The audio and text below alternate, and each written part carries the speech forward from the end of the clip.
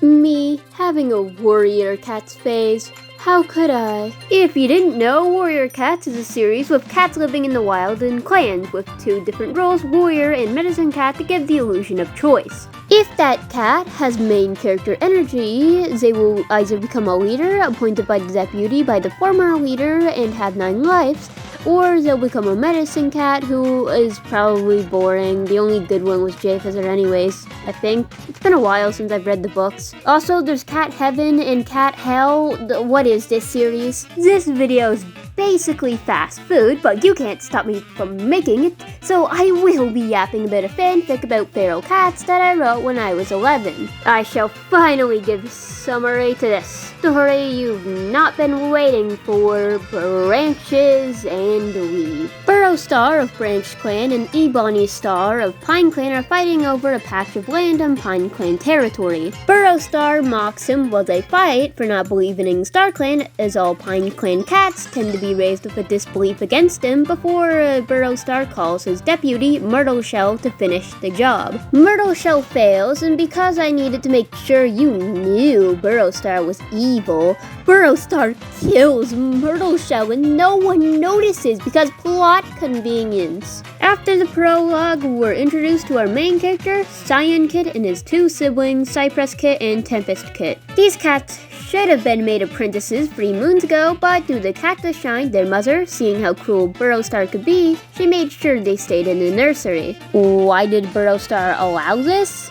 I don't know. It's not like Cactus Shine was gonna be an important character anyways. The siblings are bored, so they sneak into the nursery and find Myrtle Shell's buried corpse right next to Leaf Clan's border by the river. However, they're attacked by a bird, so they run across a log that leads into Leaf Clan territory, but they all end up falling into the water. Cypress Kit even pulls a Cricket Star move by breaking her jaw. Good for her. Changing to our second main character, Canopy Kit and her sister Chimney Kit are play fighting. Chimney Kit fighting rough as she wants to be leader one day before their not important parents get them ready for their apprentice ceremony. It should be noted that Leaf Clan has 2 types of warriors: climbers who specialize in hunting in trees and ambushes when enemies force them farther into their territory, and grounders who are just regular warriors. Canopy Paw is mentored to the climber Sorrel Tongue. Her only personality trait is having a green tongue for some unexplained reason, and I had an idea that she would have a secret relationship with the medicine cat of Pine Clan. Chimney Paw shocks everyone by deciding she wants to be a grounder and a climber, something I believe to be called a rooter. While everyone's being dumbfounded because they suffer from being written by an 11-year-old, the leader, who I also forgot the name of, decides to mentor Chimney Paw herself. Sorrel Tongue takes Canopy Paw out training, but they both smell something. Also, Chimney Paw is here and they find some cats drowning in the river. Chimney Paw rushes in to save them, something Canopy Paw gets mad about since she could have drowned, but it's never brought up again, so who cares? And the cats, to no one's surprise, are Cyan Kit, Cypress Kit, and Tempest Kit. When the kits have all healed, Leaf Clan gives them back to Branch Clan. Cypress Paw is forced to work as a medicine cat due to her permanently injured jaw, and her joyful spirit is diminished. Tempest Paw has decided now it is his time to become the ultimate edgelord and is just angsty about the whole event. Cyan Paw is apprenticed to Burrow Star, and Cyan Paw worries that he might know that they found Myrtle Shell's corpse. Burrow Star is bullying Cyan Paw's skill issue for hunting, despite the fact it's his job to train him before shoving him into a burrow. How creative of 11-year-old me. Cyan Paw spends the rest of the book doing nothing until he finds a she-cat named Cream who does nothing but sit in the moonlight looking pretty and leaves. Would you believe me if I told you she was gonna be a threatening side antagonist, using her charm to get cats to do her bidding? Cyan Paw finds a Pine Clan kid named Salamander Kid who gets into a lot of trouble and is also lost in the tunnels. The two manage to escape the tunnels onto Pine Clan territory and run into a patrol. Despite the prologue implying that Pine Clan cats will be unwilling to let a Branch Clan cat go without a fight, they let Cyan Paw go because, say it with me, plot convenience.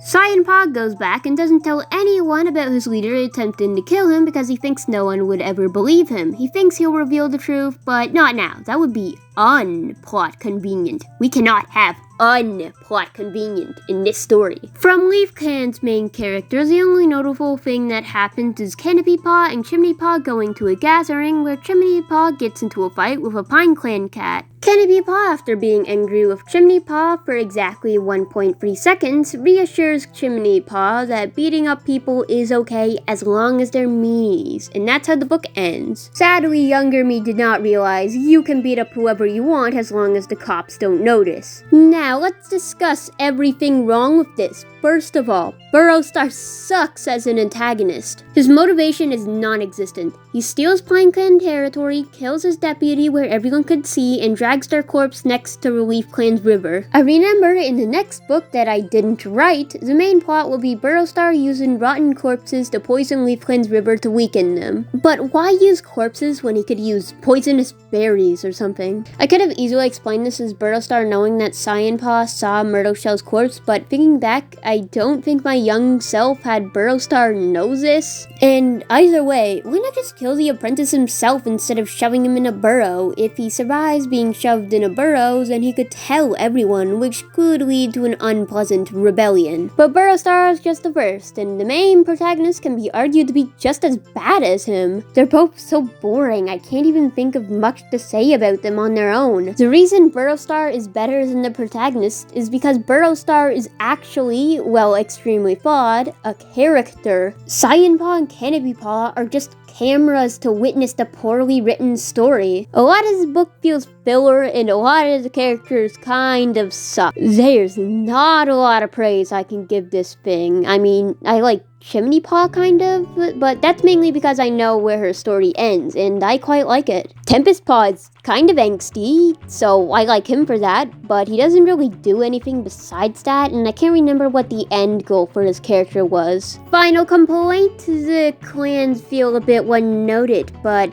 making a good and distinct clan is difficult, so I don't mind this that much. At least they have some notable difference compared to the actual book. I'll rewrite their clan details a little bit, but I will be keeping most aspects of them. Branch Clan is led by Burrowstar in a dry land where birds are a threat to consider due to the lack of trees. Their dens are made from dead brambles, and they get fat off the birds growing strong to pin the birds down before they flap away. Leaf Clan is led by an unnamed leader. They live in a thick forest, with their camp being the only place where some sunlight can peek through the leaves. Cats learn how to climb and hunt. I've decided to get rid of the climbers and grounders, since if Chimney Paw and the unnamed leader trained as both, why can't everyone? All Leaf Clan cats shall learn how to stalk their enemies from the trees, I declare. Pine Clan is led by Ebony Star in a pine forest, the ground moist. Their camp is on a stony place where a stream goes down the middle. To explain why this clan doesn't believe in Star Clan, I've decided to give it some additional, unnecessary lore. Branch Clan and Leaf Clan used to be the only clans, and both were fighting for the Pine Forest. However, plenty of cats argued they should split the land, but the leaders in charge were stubborn, fighting head to claw for the territory. This sparked a rebellion, some cats leaving to protect the land. If the leaders refused to share it, they didn't deserve it. But the rebels soon gained an appreciation for the land, leading to it being marked as Pine Clan. It took an effort, but when the Leaf Clan's leader died in another fight for the territory, calling Pine Clan a disgrace, both clans decided to accept him begrudgingly. The majority of the cats were relieved that the war was finally over and they could begin to recover. Others watched as territories they thought were their own was stolen by traitors. The new clan chose a leader, and they went to get their 9 lives from Star Clan. However, they were rejected. Star Clan insisted Pine Clan shouldn't exist, that the cats who rebelled against their own clan don't deserve the right to a new start. Of course, a lot of Star Clan cats at the moment were bitter Leaf Clan and Branch Clan cats who fought for the territory. The first Pine Clan leader, angered at Star Clan's refusal to acknowledge them as an official clan, declared they would not follow Star Clan, leading to present day with Pine Clan having no belief in the stars. I know that story is somewhat ridiculous, but it sets the theme of a rebellion, which I'll be using for Cyan Paw's rewrite. Alongside giving PineClan steps, as they feel like a third wheel in the story for not having a protagonist, I decided to make it canon that they literally are the third wheel. With the clans now set, it's time to fix the baddie Burrowstar. I've decided Burrowstar and Chimney Paw will be parallel characters, since the final battle is her becoming the leader of a Leaf Clan and facing off against Burrowstar, and I love parallel characters. Ever since Burrowstar was a kid, he saw Leaf Clan thieving, PineClan cats scouting, everyone seemed against them. In his apprenticeship, he was trained by the peaceful leader of the clan, but this only seemed to make him more angry, a spineless leader letting other clans walk over them. The leader argued the other clans needed food as much as they did, but as they went back to camp, the hungry cats, Burrowpaw raged. He wasn't even allowed at gatherings due to lashing out at a PineClan apprentice, injuring them severely. Burrowpaw soon became Burrowswipe, alongside falling in love with a cat who seemed just as fierce as him, Cactus Shine. Burrowswipe turned out to be a brave warrior that the leader made deputy right before word of a PineClan patrol hunting on their side of the territory came out. The leader told Burrowswipe to stay, but Burrowswipe snuck a patrol of other cats who were sick of the leader's pacifism, including Cactus Shine. Despite Burrowswipe taking charge, allowing them to win and protect their territory, the leader was furious, finding Burrowswipe's patrol about to go farther into PineClan territory. Burrowswipe and the patrol have had it with the leader, and while bickering, Cactus Shine lunged at the leader, killing them. Burrowswipe is made into Burrowstar, and with him in charge, he'd make sure his clan never went hungry again. This is probably dumber than the PineClan History Edition, but it accomplishes a lot. Cactus Shine being the one who killed the previous leader instead of Burrowstar adds some family tension, along with being a plot twist that could happen later in the story, alongside adding mystery elements. The cats who were on the patrol may feel immense guilt and could be written to be some pretty great side characters, thinking if they reveal the secret now, they'd get kicked out as a clan. And it makes Burrowstar the father of the main character and their siblings, giving the main character and antagonist some connection. On to Cyan Paw, his story would be him realizing Burrowstar is hurting cats for his own gain and beginning a rebellion. Alongside this, he'll try digging into the past of the previous leader, giving some foreshadowing to the Cactus Shine plot twist and room to explore some side characters who may join the rebellion themselves. I also need to change his siblings. For Cypress Paw, I'm getting rid of her. Well, kind of. She serves no purpose but to be a Cinderpelt ripoff, and why focus on her when we can use her much more interesting brother, Tempest Paw. Unlike Cyan Paw, Tempest Paw is completely loyal to Burrowstar to a concerning extent. He used to be a bit more like Cyan Paw's curious nature, but all that changed when their first battles as apprentices came. Burrowstar wanted to take them to their first battle patrol against some intruding PineClan cats on their way to reclaim territory. Cyan Paw, Tempest Paw, and Cypress Paw following behind the warriors. They were told to follow orders and stick together. However, Tempest Paw, eager to help his clan, seeing a warrior in a tough situation, ran over to help, leaving Cyan Paw and Cypress Paw alone. Cyan Paw and Cypress Paw fought together, but with barely any experience and all the warriors distracted,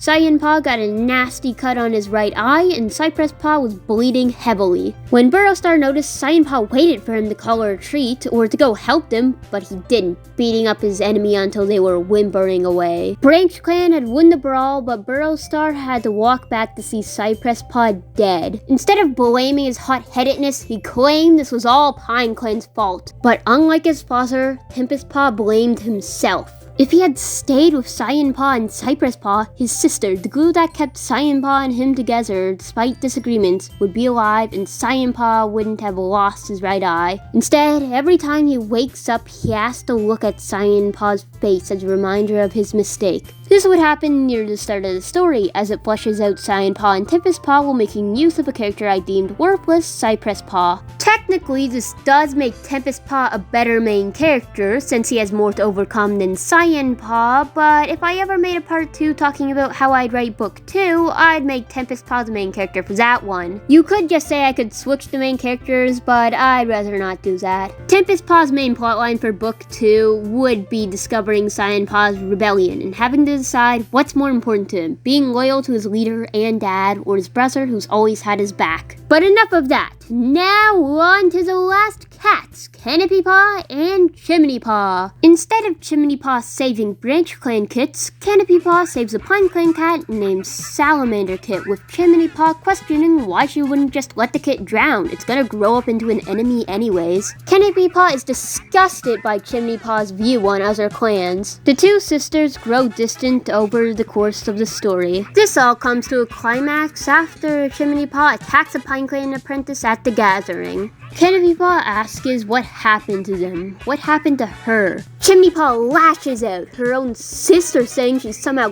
changed in a bad way. That hurt her more than the scratches she got from the gathering, causing her to storm off. This isn't a lot, but I would use Canopy Paw sparingly, since the main focus would be the drama in Pine Clan. Her chapters would be establishing her and Chimney Paw's characters while fleshing out the other clans and giving some setup for other plotlines related to other clans. But mainly Leaf Clan because, well, you don't see into Pine Clan, all you get is Salamander Kit. Don't worry, Pine Clan will be getting a main character if I ever do a part 2. Which I probably won't, because nobody cares about this. And that's how I'd rewrite my old Warrior Cats fanfic. Yes, there's still a lot of room for improvement, but I think this is a vast improvement compared to Burrow Stars as Evil Thing because I said so. I couldn't edit a lot of things, but I did it all for what I believe to be quality. Even if that quality is just me trying to duct tape together a falling bridge. Thanks for watching me yap about a half-baked story. I'm gonna disappear now.